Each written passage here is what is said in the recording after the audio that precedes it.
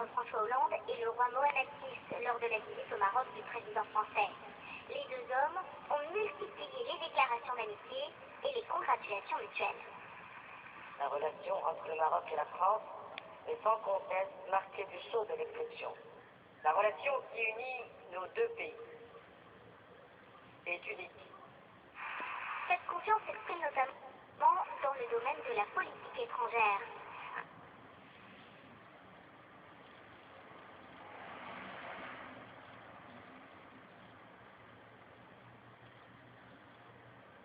Rabat a apporté son aide à l'intervention militaire française au nord du Mali en autorisant le survol de son territoire.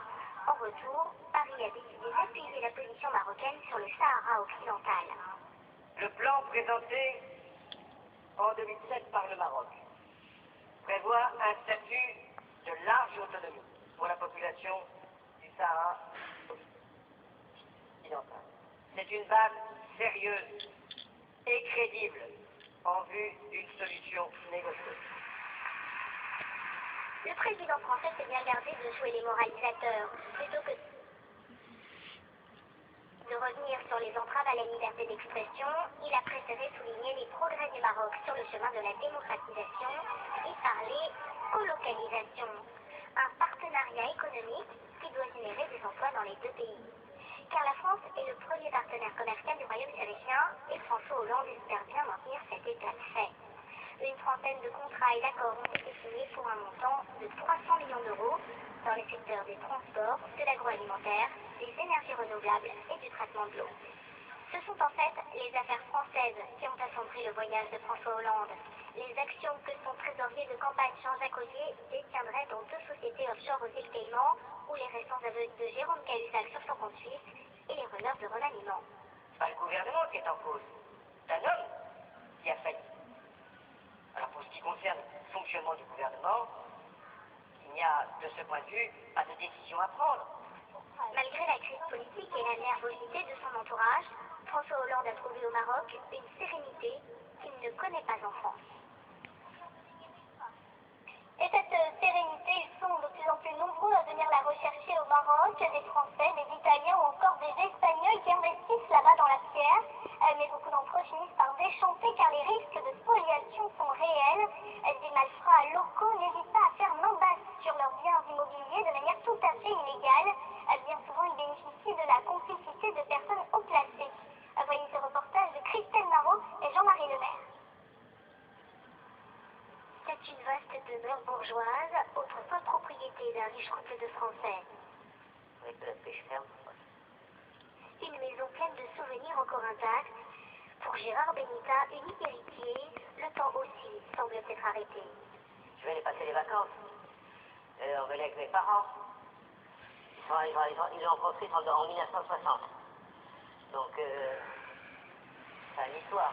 Cet ancien médecin originaire de Perpignan rêvait d'une retraite paisible au Maroc, mais victime d'une escroquerie, sa vie bascule.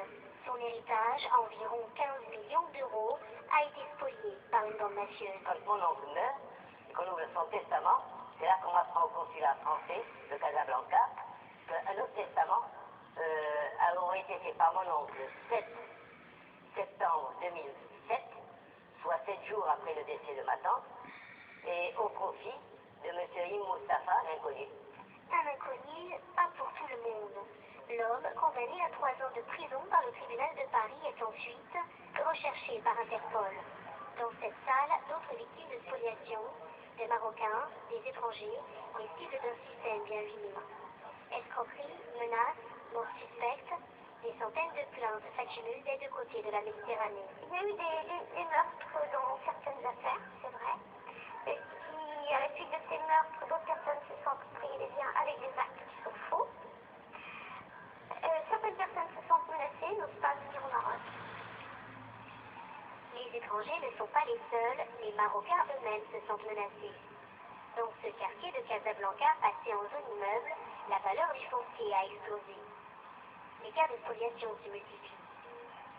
Ce père de 2 enfants a découvert que le titre de propriété de sa villa a été falsifié. Depuis, il vit dans la terreur.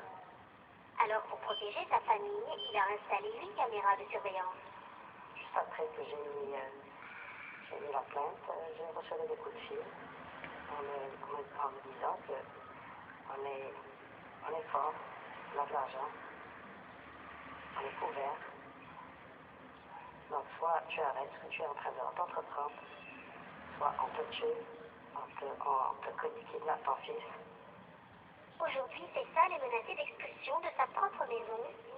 Dans cette affaire, de fortes présomptions pèsent sur le notaire et le conservateur du cadavre. Des personnages dont les noms apparaissent dans une trentaine de dossiers similaires. Ces individus n'ont jamais été inquiétés. Cette bande, ça fait des années qu'elle agit en toute impunité. Je ne veux pas être qu'une victime de plus. Je veux que ça s'arrête. Et quand on voit certains actes notariés, on n'a pas besoin d'être juriste, on n'a pas besoin d'avoir l'habitude de ces actes-là pour s'apercevoir que ce sont des faux actes. Les dates, parfois, en début de page, en fin de page, ne correspondent pas. Le nom du notaire lui-même comprend des fautes d'orthographe. Les témoins varient d'une page à l'autre. C'est vraiment... C'est grossier comme contrefaçon, et c'est quand même étonnant que ces actes arrivent à procurer des droits à des personnes qui ne devraient pas en avoir. Ces arnaques à grande échelle ruinent aussi des opérateurs économiques. Revenir dans cet entrepôt est une épreuve pour Mohamed Moutazaki. Cet importateur de café, italo-marocain, s'est fait déposséder de son entreprise. 15 ans de travail réduits à néant. En 2007, une sombre machination l'a condamné à 3 ans de prison. Il en sort innocenté un an plus tard. Un homme brisé. Aujourd'hui, Mohamed n'a toujours pas récupéré ses biens. Il n'y a pas de justice parce qu'il y a une mafia derrière, impliquée au niveau institutionnel et qui fait le beau et le mauvais temps. Et ça peut arriver à tout le monde, personne n'est à l'abri, n'importe quelle entreprise, n'importe quel investissement. Moi, je fais face à cette mafia. Et j'interpelle Sa Majesté le roi, que Dieu protège, qui vient me rendre justice. J'ai investi l'âge d'or de notre vie, moi et ma femme, on l'a donné en travaillant. On a investi. Pourquoi se faire spolier? De leurs plus belles années, il ne reste que cette photo.